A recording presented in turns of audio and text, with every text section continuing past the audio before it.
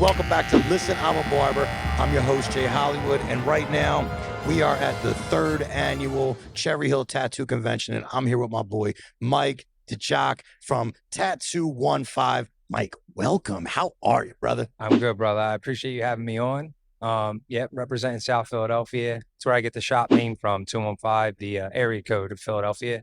Oh yeah, that's iconic. That 215. I'm sure you probably got a couple 215 tattoos going on, right? I actually been wanting to get my actually logo. I mean, I've been at the shop for about 5 years now. I've been wanting to get the logo tattooed. Still haven't. I might do it on myself eventually. Yeah. Yeah. Have you ever tattooed yourself? I did actually a Phillies P, like the stitching on a hat. I did that on myself, and then I did a rose on my knee, which was one of the worst. You said the knee? Yeah, my knee. Oh, I know. The healing experience was bad. I couldn't even. yeah, right. You got to move, and it's always literally crawling up the steps the next day because it was so swollen. Ah, But it looks good now. After it healed, it was all good. hell yeah. Wait, I got to ask you, how long you been tattooing? Around 8 years. Around 8 years. Yeah. What drove you to tattoo? Because you have won plenty of awards at our show, and you're almost looked at here as like one of the top guys to compete against. What drives you, if you even have that type of competitiveness, or if it's just creative art? What drives you to do that? I mean, I was always competitive. I played college football. I played sports my whole life, and I also drew my whole life. I started drawing because of pretty much like The Simpsons, Marvel, Spider-Man, Batman. Like, I was amazed at how they made these animations. So that's really I started drawing, and then once I started getting tattooed at like 16. Tattooed at 16? It was my first tattoo. Yep. It was from my grandma. My grandfather took me, and it was actually at Jersey Devil. At the time, Danny Kraft was working there, and I was 16, had no intentions of being a tattoo artist. 4 or 5 years later, I ended up apprenticing under Danny at his shop, DNA. So I know like DNA. full circle worked out. Like, wow. yeah.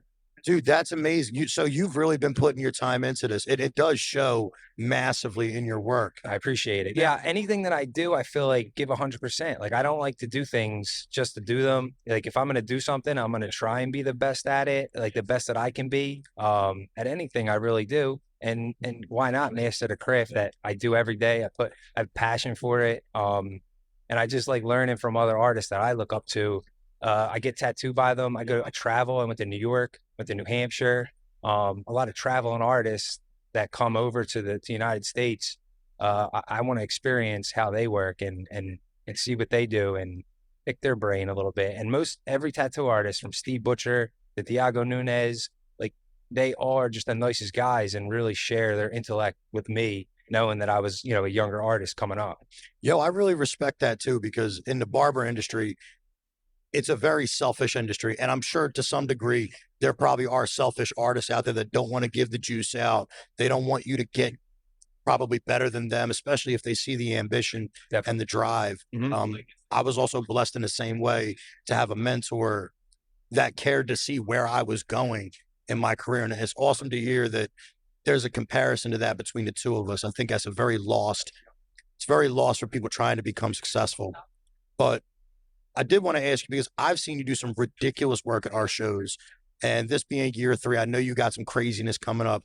But before we get to that, what's your style that you like to do? Like, what's your, like, yo, I'm going to knock this shit out of the park. Like confidence through the roof. What's your angle? I like realism, but recently, because I'm such a fan of Salvatore Dali, I've been to St. Petersburg. They have a Dali museum. So I'm very inspired by surrealism, where you make it look as real as possible, but in a sense, it's almost in a dream state. So like that really can't be reality, but everything in it looks almost so realistic. So surrealism, kind of interdimensional, outer dimension type stuff. That's the award you won last year, isn't it? Because didn't you do the? Yeah, it was 2 years ago. It was 2 years ago. Yeah, and it was a woman's face in black and gray, and then had the kind of galaxy stuff around it. Yeah, like that stuff. I love that kind of stuff. I see what you mean by the surrealism. Yeah. Surrealism is almost like realistic aspects, but in a sense, like can't be real. You know what I mean? It's like exaggerated heads and hands and stuff that almost in a dream state you would see. I feel like that's also custom work too. Like, because I wanted to kind of lead into something. I've asked a lot of tattoo artists this, especially because being a judge at the show, a lot of people have a very, very definitive way to see tattoos being judged. And I know that this was the grand debate last year. The person who had won had done the artwork themselves, no stencil, no nothing. I'm not particularly a fan of that being the reason you win a show, because I think in today's world, there are so many more options that go past the human mind. I've seen these AI design things. Right. Can't take it away that someone has artistic ability, but I do believe that if you're still applying the tattoo, it's the tattoo. Do you feel me on that? Like, I definitely feel you on that. It's definitely one of the hardest things I ever learned how to do. I have 2 apprentices that I teach, both artists, but you really have to teach them to apply the ink into the skin, which is pretty much a medical procedure. You're you're using needles with blood and skin. So you're right. It's like the application of the tattoo is really a big deal. Obviously the design of it, how you got that design. I'm not really a big fan of the AI. okay. I know some people use it and it could be advantage, but I like to create it myself. I started, like I said, I started 8 years ago. I learned on coil machines. I learned on hand doing Oh, you were on stencils. foils. Oh, You were building 100%. your own Mickey machine. Sharps. Yeah, Mickey Sharps from the beginning. Hand doing the stencils, everything. And obviously with, how the industry is evolving, you got to kind of keep up with that stuff. So I get it why artists do it. And I respect every artist. And that's the beauty of this profession is every artist is different.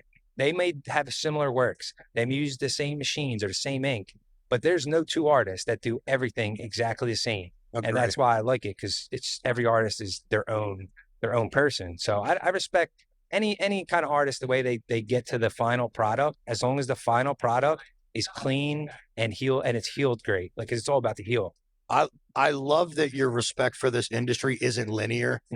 I love that because there are some people in this industry that I have met throughout the shows that they're ideal for what they approve or even have their own standards for, if we could say it like that. It stays very linear. And I'm like, well, there's a whole culture that you can't, like you said, there's no one artist that is the same, even if they're the same. Right. Like it's physically impossible. Like the creative nature of this business really goes so vast. Like it always has bothered me that there are people that think of this very linear.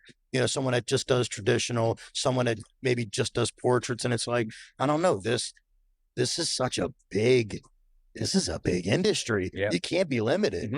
But do you have like, I know you have the shop, which is doing very well. You have your apprentices, like you're building a very awesome business for yourself. What's next? Oh, I really appreciate that. Yeah, I got the shop in South Philly. It's my hometown. It's my dream that I own a business in my own hometown. It's on East Passyunk Avenue in Philadelphia. East Passyunk, ladies and gentlemen. Yep. East Passyunk in Philadelphia. Yeah, and I have the 2 apprentices, which I was talking to one of my friends, Dalton, a little bit earlier. I love Dalton. Yeah, Dalton's man. I used to work with him at Jersey Devil. Dalton worked at Jersey Devil He too? did. Yeah, for a little time. Okay, I didn't know that. But yeah, I like how kind of artists teach each other all kind of different stuff, and you can learn from them, vibe off each artist instead of people holding their secrets. Like I can't die with the knowledge I have, so I want to teach, apprentices, younger people, give them a career almost. I feel like I'm giving somebody a career. Dude, oh my God, dude, give me a little choke on that one. Dude, that's awesome, man. I feel the same way about my barbering career and what I'd like to see from everybody trying to come up. I like to say for everybody listening, the pie is big enough for everybody to eat. The selfish only goes so far. They may only get the one pie. It's like, nah, what if you had a piece from everybody's pie and you got to be so cultured and well-rounded. It's like, I feel like that's the way it should be going. Yes, sir. Yeah. Well, dude, I love it, man. Thanks for coming on. Yeah. Yo, dude. 100%. I appreciate it. And this is great that you're doing this. I really think I wish you the best luck in this, because I think you are tailor-made for it. That's what everybody's saying, man. Well, guys, thanks for tuning in real quick. We got Mike DiJockamo over at 2215 East Passyunk in Philadelphia. You got to check him out. We're going to put some of his tattoos inside here, but yo, come on in real quick, bro, because you got to see this Joker piece. Exactly, one of my apprentices. Yeah. This is one of his apprentices. This thing is insane. It is a collaborative Joker piece throughout the years. Guys, thanks for tuning in. Check it out. Check out Mike. Peace.